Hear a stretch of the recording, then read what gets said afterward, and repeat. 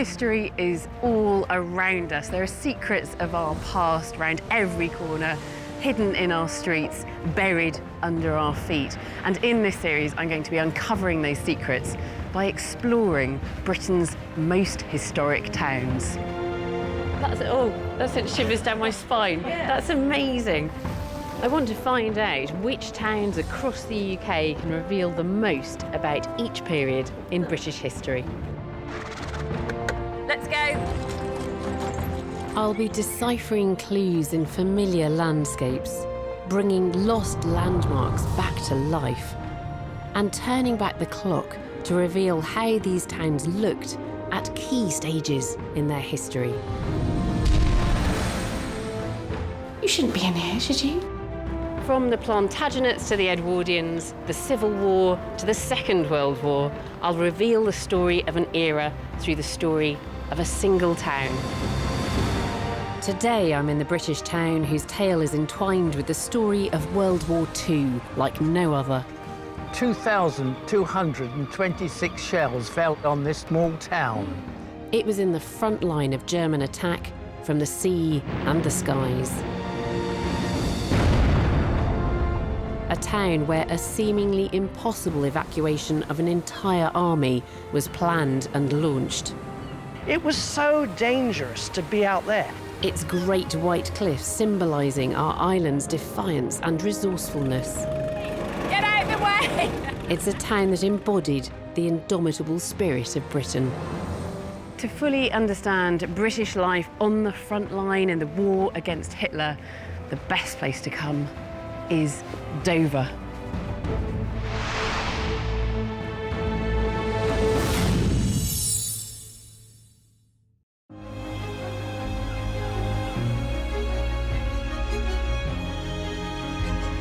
Dover today is an unassuming town on the southeast coast, home to just over 30,000 people.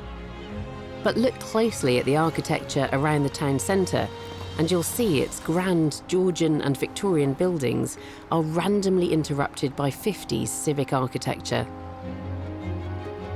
The unmistakable signs of the heroic part Dover played in the front line in Britain's battles during the Second World War. But then Dover has always been our first line of defence. With just 21 miles of English Channel in between, it's Britain's closest point to the European mainland.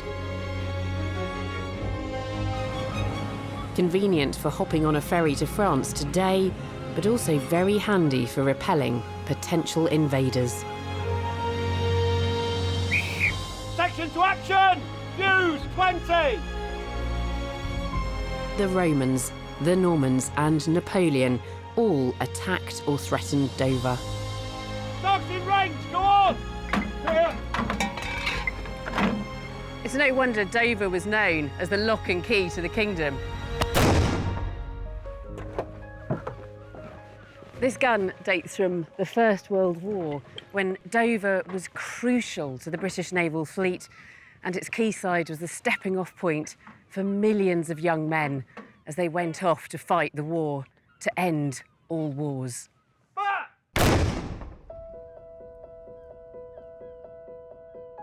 Tragically, that wouldn't be the case, and 21 years later, Europe was engulfed in war again, and Dover would be centre stage in Britain's struggle to survive and then repel Nazi invasion. By May 1940, the German army seemed utterly invincible. Hitler's unstoppable war machine had stormed across Belgium and France, encircling 500,000 bedraggled Allied soldiers on the beaches at Dunkirk. B-Stelle an der Küste beobachtet die Flucht der feindlichen Flotte. Englische Zerstörer versuchen, die fliehenden Transporter zu decken. Deutsche Flak ist schnell zur Stelle. It seemed inevitable that our army and all its equipment would be lost, and following that, Britain itself would surely fall. A desperate Churchill entrusted his old friend, Admiral Bertram Ramsay, to come up with a plan to extract as many of those British troops as possible. It would be called Operation Dynamo, but of course, it's better known simply as Dunkirk. And it was down here in the warren of ancient tunnels that run out from under Dover Castle towards the White Cliffs that Ramsay formulated the most audacious rescue plan in modern warfare. I'm down here to meet author and historian Joshua Levine. Josh. Hello, Alice. Hello. Lovely to meet you. Yeah, really nice to meet you. Follow me, and then turn right here. These were Admiral Ramsay's private quarters. This is where he slept at the time of Dunkirk. Yeah. Yeah. And then through here is the famous balcony where Ramsay stood. Yeah. Look, that is France Yeah. up there. I mean, You can see it clearly it's today. amazing, isn't it? And in fact, there's a picture of Ramsay on this balcony. And it's so moving because this is what he would have seen as he was trying, basically, to bring the entire British Army back. I mean, it's a crazy plan. Yeah. I mean, I think the point is he was a very organised man. You know, he was the sort of guy that you would turn to in a crisis. Yeah. And this absolutely was a crisis. Ramsay held his first Dunkirk planning meeting on the 20th of May 1940. Just 6 days later, he was amassing a flotilla of nearly 1,000 rescue craft, from naval destroyers to the famous small fishing boats, many of these owned by Dover townspeople. A lot of fishermen from Dover went across. They were able to take their boats very quickly. And then a few private boat owners, so Captain Lightoller, who was the senior surviving officer from the Titanic, obviously hadn't had enough danger in his life and jumped in his own boat and took it across. But for the most part, these boats were requisitioned and taken over by ratings and naval officers. This ill-equipped flotilla was sailing into the full deadly force of the most powerful army in the world, heading to beaches where 500,000 stranded soldiers were being slaughtered. Ramsay fully expected almost total annihilation unless he and his officers at Dunkirk found a way of getting soldiers off the beaches faster. Aerial archaeologist Ben Robinson is heading over the channel to get a wider perspective on this utterly desperate situation. We're just approaching Dunkirk. The marvellous thing about flying at this height is that we're still connected with the landscape beneath us. I've got the beaches stretching out before me. Everyone down there would be a sitting duck, to be machine gunned, to be bombed. It's impossible to disguise them, they are so vulnerable. That's my first glimpse of the famous East Mole, that narrow breakwater stretching out from the port. And it's along that mole that the troops filed to wait to board the ships that were berthed against it. Now, it's a breakwater. It's not intended as a dock. But a senior naval officer had the brilliant idea that you could berth ships alongside it and men would just have to jump. You couldn't tie them up, they'd just have to jump onto the decks. To think that that narrow strip of land, crammed with troops, all patiently waiting, all being strafed and bombed and shelled from the shore, you couldn't imagine a more precarious situation. The British Army, stuck in this small pocket, dependent on getting off the beaches and back to England, just 20 odd miles away. But to actually get there is another matter. Over 9 days, a steady stream of merchant and navy ships made their way to Dover from Dunkirk. Admiral Ramsay had planned 3 different routes, X, Y, and Z, each with different pros and cons. Route Z was the shortest, but it meant hugging the French coast and being targeted by the German guns on shore. Route X was safe from shore fire, but travelled through a heavily mined part of the channel, and nearby sandbanks meant it couldn't be used at night. The longest route was Y, the safest nautical path, but took at least 4 hours, during which ships would be vulnerable to fierce German firepower from sea and air. 3 routes negotiating an obstacle course from hell, all with one goal: Dover. So Josh, tell me what it would have been like looking out at this scene during those 9 days. You had a calm sea for virtually, not all the time, but virtually the whole time. And you also had quite a bit of cloud cover. Did they know the weather was going to be okay? It was absolute pure luck. And you've got to remember, even with that, there was still so much danger out there. You had submarines, you had motor torpedo boats. A lot of the ships were bombed by Stuka dive bombers that would dive vertically out of the sky, making this wailing sound. If a ship was hit, some people would be killed and a lot of people would just be tossed into the water. So other ships coming along would have to pick up those people. Now, the ships would have been, you know, stuffed to the gills in the first place, and they'd now be taking on even more people. Yeah.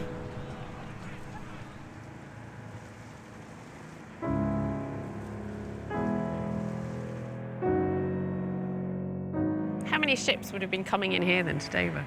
Well, you'd have had huge numbers of ships, up to 60 a day. And the sight would have been, I mean, it would have been heartrending.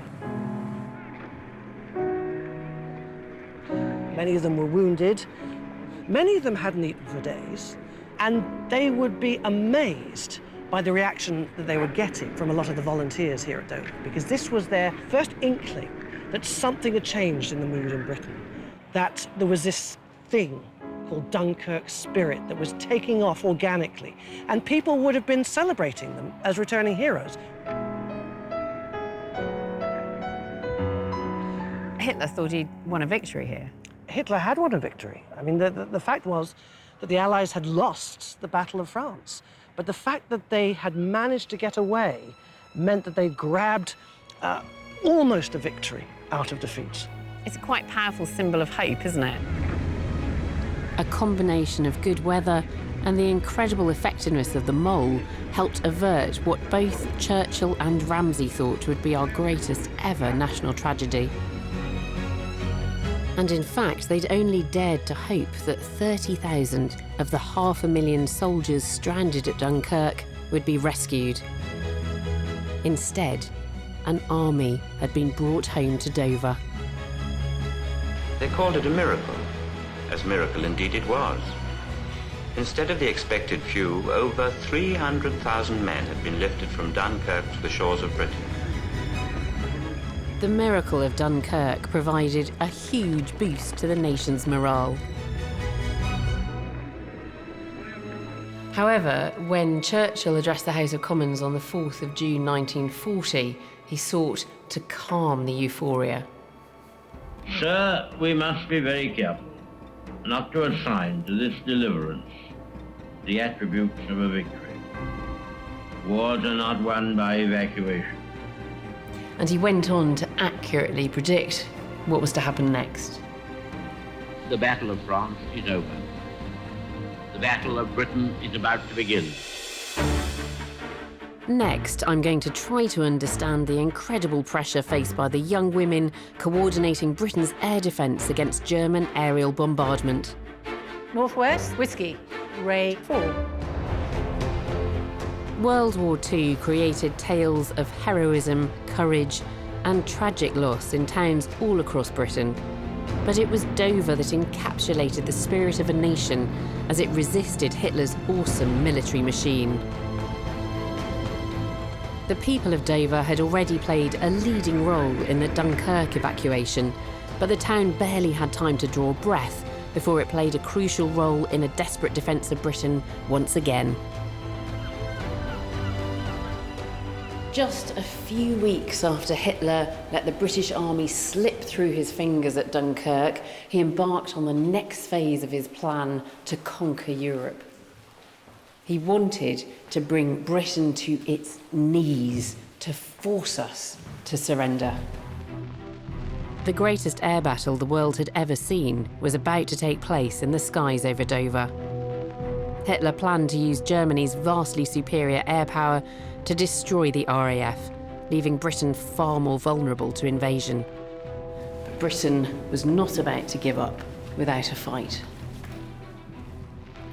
Our top-secret air defence network linked radar technology and military observers to processing stations that sent information incredibly quickly to fighter squadrons, scrambling them within minutes of a sighting. And the Luftwaffe had no idea that this network existed. At the heart of this air defence system were the plotters, the women auxiliaries who updated information through a constantly changing display of the Luftwaffe's waves of attack. I've come to meet military researcher Rowena Willard-Wright, who recreated this air defence control room in Dover Castle's tunnels. This would have been one of the busiest gun operations rooms in the country. How does it work? So you'd start off with being told that whether that information was something someone's seen or whether they've heard it, so visual or heard.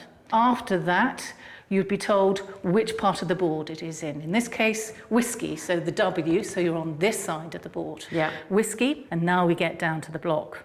The first block at the top is the raid number. Let's say it's raid number 1. If you look at the sector clock up there, a blue block indicates that the raid came in when the big hand was on the blue triangle. So you've only got 15 minutes worth of information at any one time? Yeah, because anything longer than that, the plane's long gone.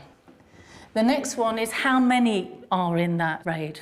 And let's say it's about 25, so you'd put in 20 plus. Okay.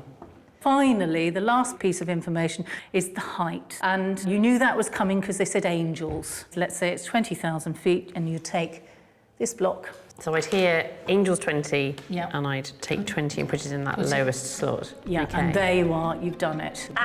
There's so many pieces of information. I'm only going to do this once with one block, but during the Battle of Britain, women worked with up to 3 or 4 blocks simultaneously, with the war taking place above their heads. It must have been stressful and terrifying.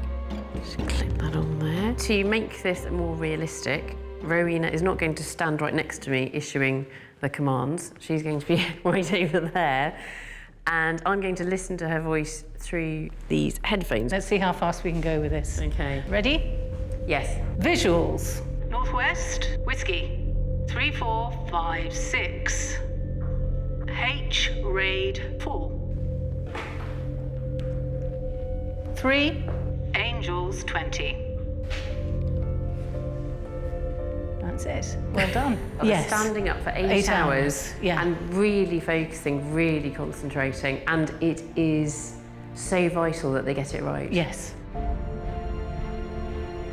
Those young women who plotted out the course of the Luftwaffe helped RAF fighters intercept up to 3/4 of all German bomber raids. Many of them were from the Auxiliary Territorial Service, or ATS, a service close to my heart.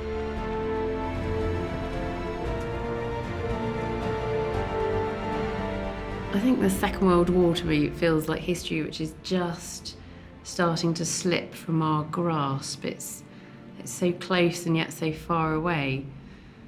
Many people my age will have parents who were perhaps born during the war and grandparents who lived through it. And here's a picture of my paternal grandmother, my grandma. As a young woman in her ATS uniform, she worked in Whitehall. She must be half the age I am now. And I wonder how I would have coped with the stress and the strain and the fear of those wartime years.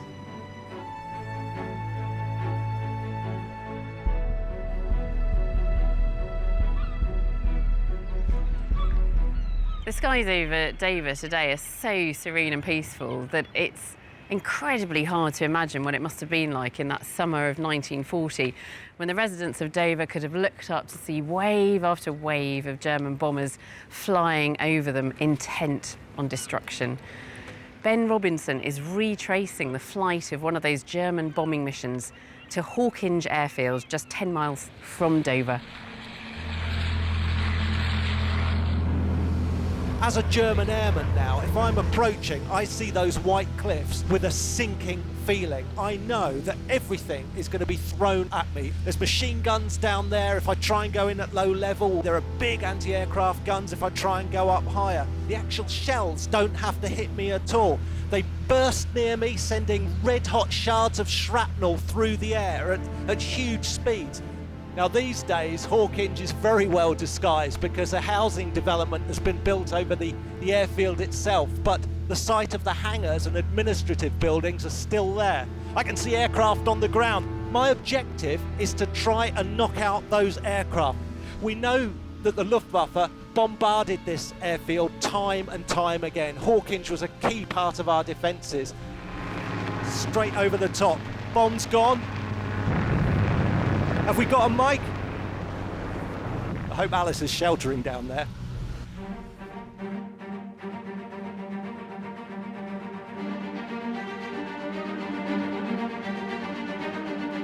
Despite the barrage, many bombers made it through, causing heavy damage at bases such as this at Hawkinge. If bases like Hawkinge were destroyed, it would have left Britain completely open to intensive and unchecked blitzkrieg bombing that Hitler hoped would bring Britain to its knees.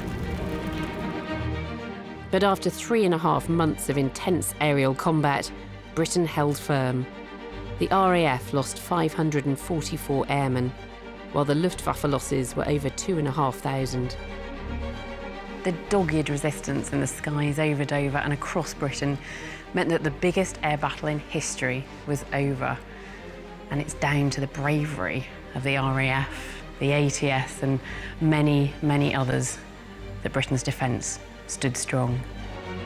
Never in the field of human conflict was so much owed by so many to so few.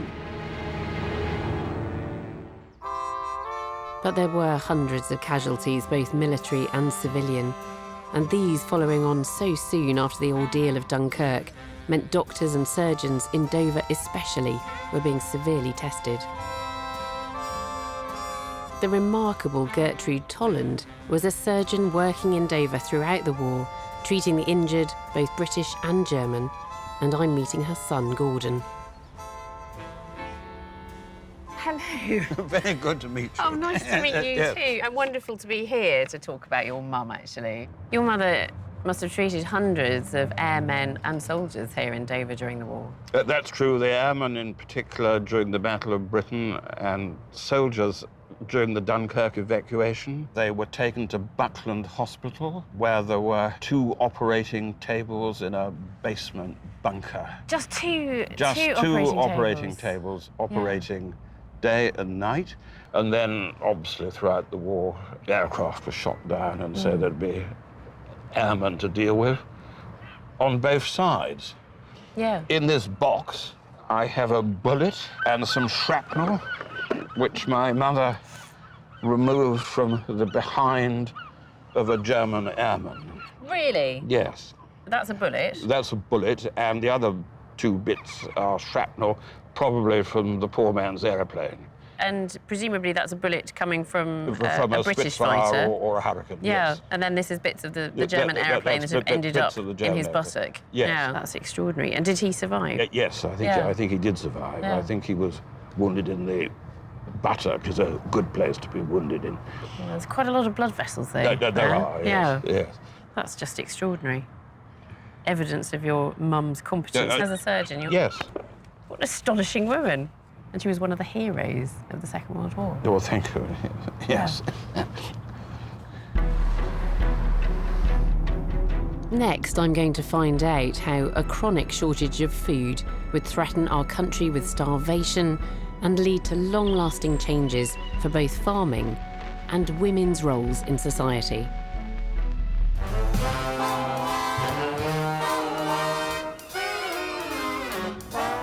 I'm in Dover to discover what it was like for a British town on the front line during World War II. From July to October 1940, Hitler's attempt to subjugate Britain by air had been thwarted by British and Allied pilots in the Battle of Britain. But the Luftwaffe's blitz of cities and industry was intensifying. The bombing was horrific, but it was arguably the Battle of the Atlantic that was having an even bigger impact on the lives of most ordinary Brits. In the 1930s, Britain was importing about 70% of its food from abroad. And then war broke out, and we had German U-boats inflicting heavy damage on shipping, so that many basic foodstuffs ended up being in very short supply. The country needed to become much more self-sufficient, and it needed to do that very quickly. With men away at war, there was a severe shortage of agricultural labour. Lack of crops could have led to mass starvation. Britain's women would have to step into the breach. Enter the Land Girl Army. This is the site of Hadlow Farm just outside Dover, where from 1939, land girls would have been drafted. I've come to learn to plough, just as I would have done as a newly drafted land girl. I've got the outfit back in 1940, and Bernard's going to teach me.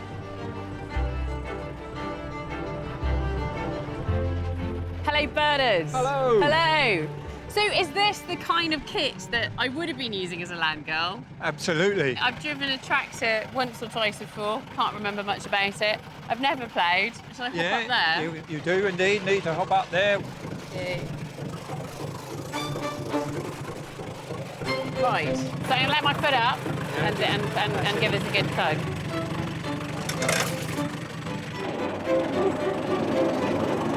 There's a pace, there's a pace.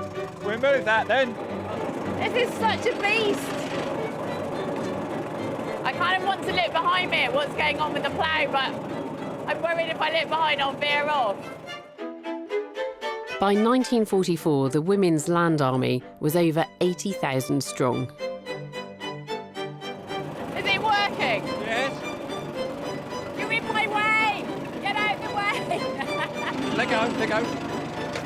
Yeah, well done. Now what?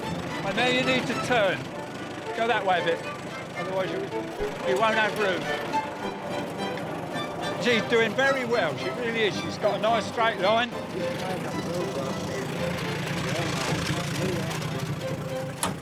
What I give for a bit of power steering? No such thing, oh my I'm goodness, afraid. she's a beast to turn, isn't she? It is. As I'm getting the hang of this, I'm keen to try out an even bigger machine. It's a vintage TD-18, a huge tractor with lever steering and tracks like a tank. Before the war, women would rarely have been allowed near machinery like this. Land girls were conscripted quickly, so the lives of tens of thousands of young women would have completely changed overnight.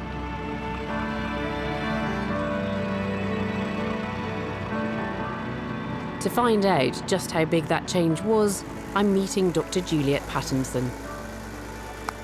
That's fantastic. Feeling actually ridiculously proud of myself at this moment. Look at that incredibly straight furrow. Second career beckons. If I was a young woman from Dover and I was conscripted and became a land girl, where could I have ended up? So you could have ended up anywhere in the country because you're a single woman. So you don't have any ties. You could be conscripted anywhere. You were mobile. And did married women become land girls? Because I am a married woman with 2 children, so presumably my husband would be away at war somewhere. So yeah, married and older women were the last kind of cohort to be conscripted. So it starts with single women, aged 20 to 30, and then it broadens out. So first it would be married women without children, and then eventually it was married women with children over 14, and then finally in 1944, under 14. Everyone. Yeah, essentially. Vital farm work was one of many roles being taken on by women.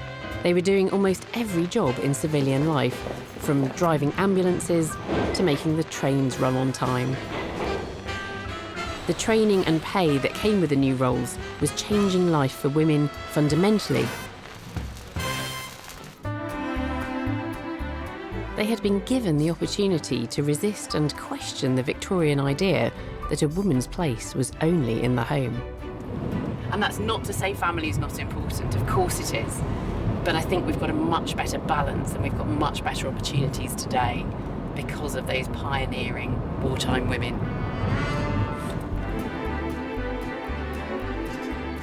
The effort to save the country from starvation didn't stop with the introduction of the Land Girl Army.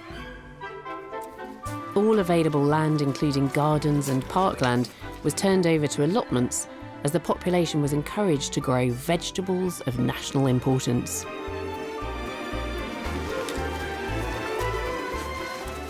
Vegetables are all very well, but meat, fish, sugar, butter, cheese, cream, things which sound perhaps essential were becoming luxuries under rationing, so cooks had to become ever more creative in what had become known as the kitchen front. I've come to an allotment on the outskirts of Dover. Many like this were created during World War II. I'm meeting Seren Charrington-Hollins, an expert in World War II creative cuisine. Seren, hi. Oh, hi. Hello, hello. What's under the blanket?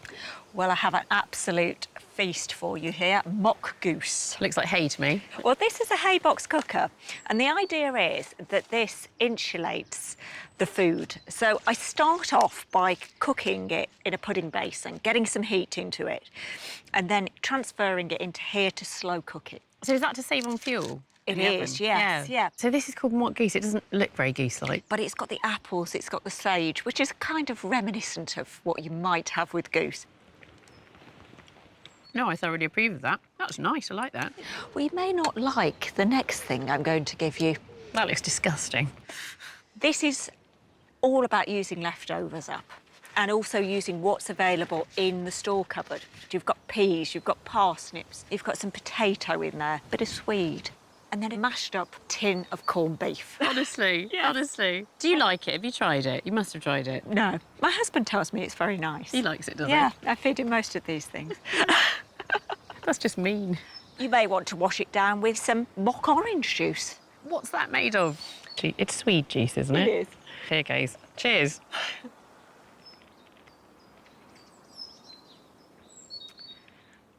That's okay.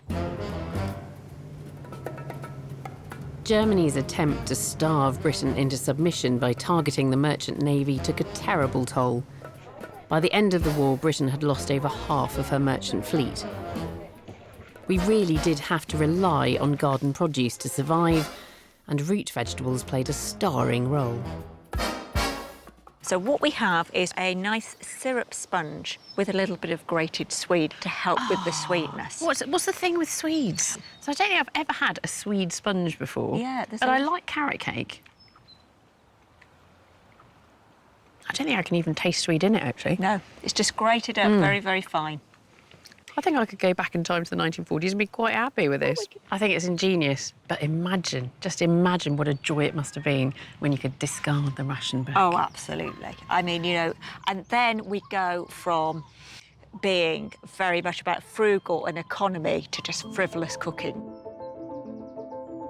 The ingenuity of Britain's cooks and the tireless efforts of the Land Girl Army all helped Britain avoid starvation. But it was a really close shave. So close that in 1947 a new Agriculture Act was passed, ensuring that Britain would never again be vulnerable to starvation in the same way. Food shortages were just one of the many hardships faced by the people of wartime Dover, and the town's proximity to France would put it directly in the firing line. I'm about to find out why this area became known as Hell's Corner.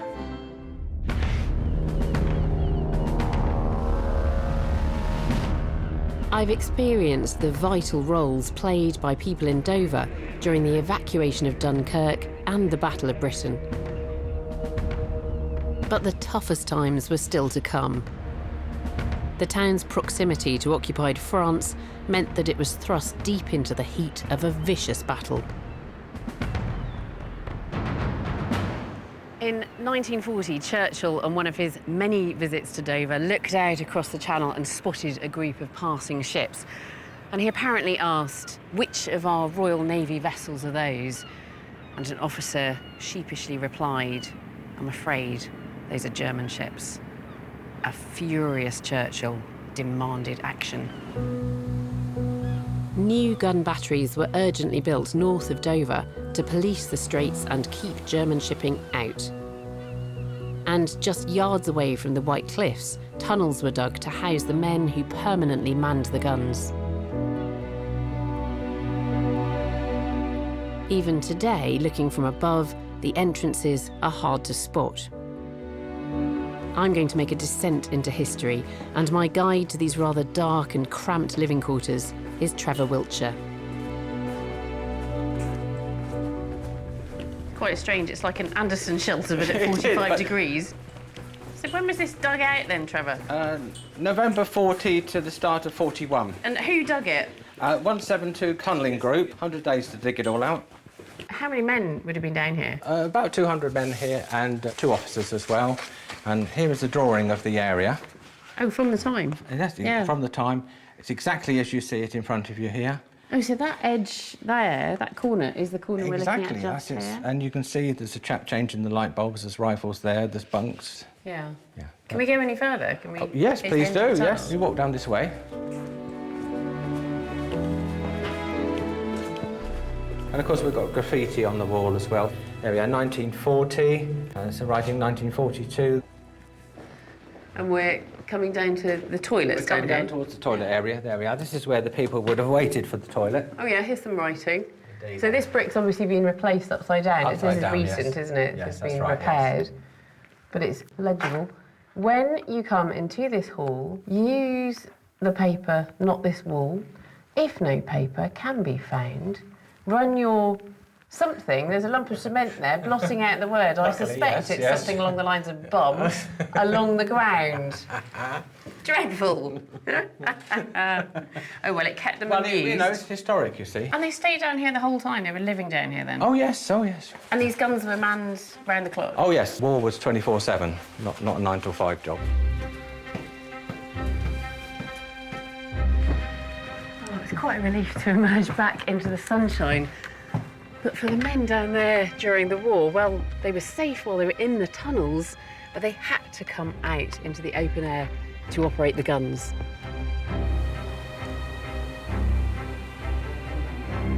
And the first of the gun emplacements was right here. These 6-inch naval guns had a range of just 14 miles, only enough to keep enemy shipping away from Dover. But behind them were 2 huge 15-inch guns, which had the range to reach the French coast and targets beyond. Ben's looking for the marks our guns left in the landscape as they tried to take out the huge German guns across the channel. Below me, I can see traces of this dreadful duel. Everywhere I see the ground that it's slightly rough, is disused, anywhere where there's a trace of concrete, I know something was going on there. That's the site of the great German gun batteries, and you can see how the landscape is pockmarked with these shells, the intensity of the shelling. The Germans would bring up guns on railways. Again, these guns could fire 20 miles across the channel and hit Dover. Must have been utterly terrifying to be living with the expectation that a shell launched from these batteries could hit you at any moment.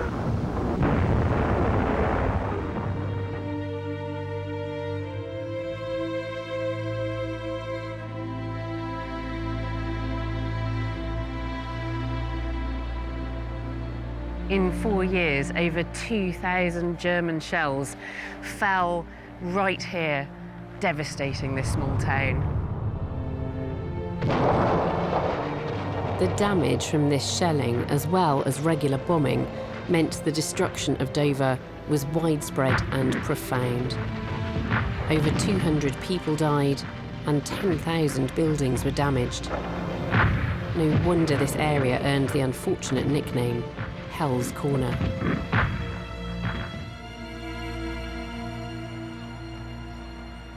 You know, there are clues here, but quite often the clues are absences.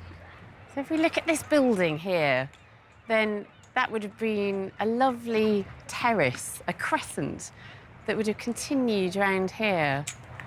and it's gone. It's been obliterated.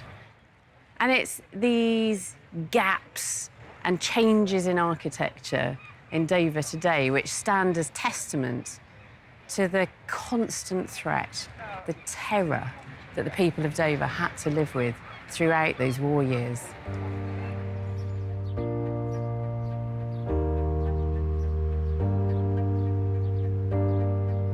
For 1,510 days, the Nazi big guns across the Channel were free to pump 16-inch shells into Dover and neighboring towns.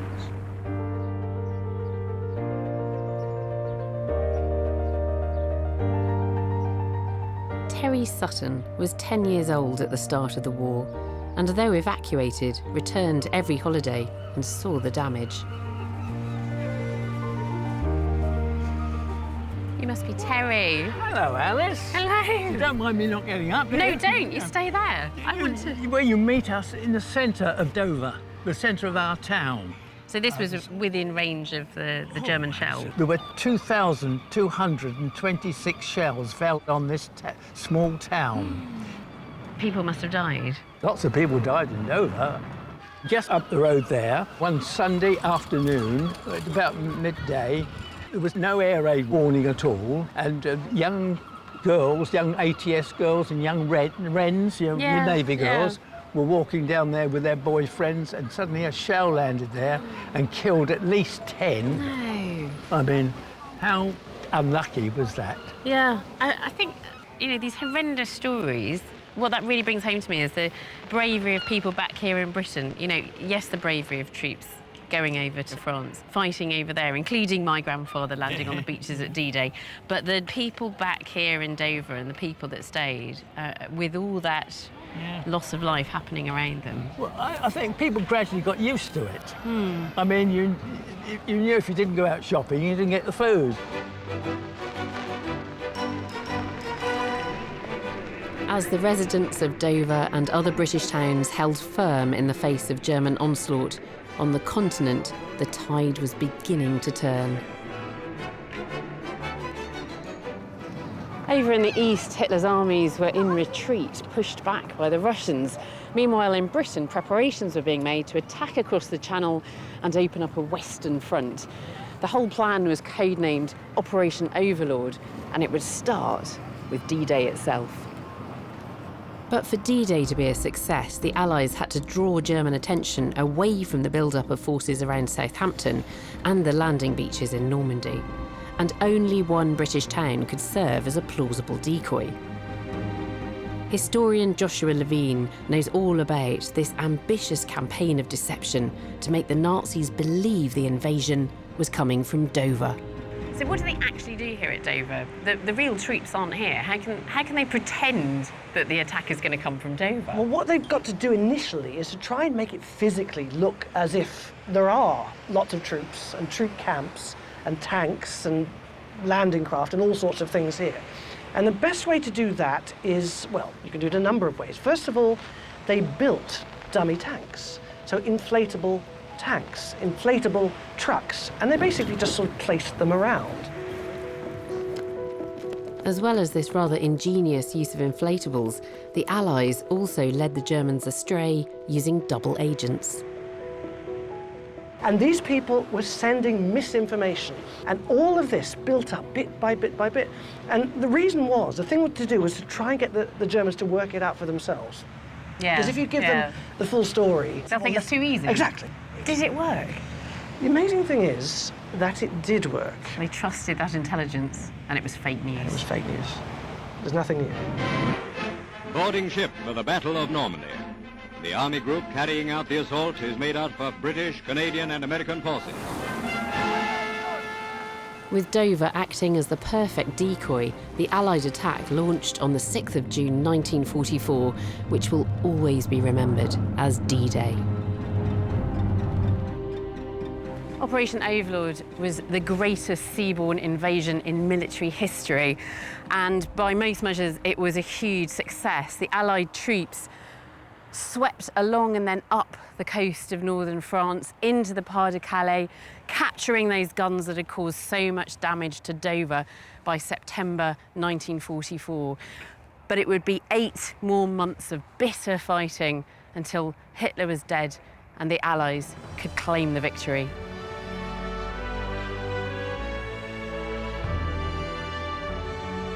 In the decades after the war, Dover was rebuilt, and it would go on to become Europe's busiest ferry port. Walking around Dover today, there are relatively few clues to the drama that played out here during those war years. And yet the town itself, and of course those iconic white cliffs, stand as powerful symbols of resistance, of the struggle against Nazi Germany.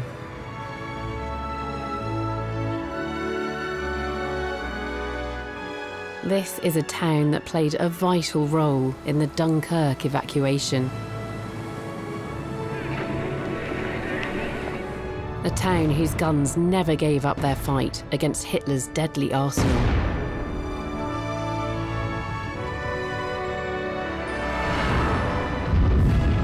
And a town bearing the scars of war, but representing an incredible spirit of resistance and survival.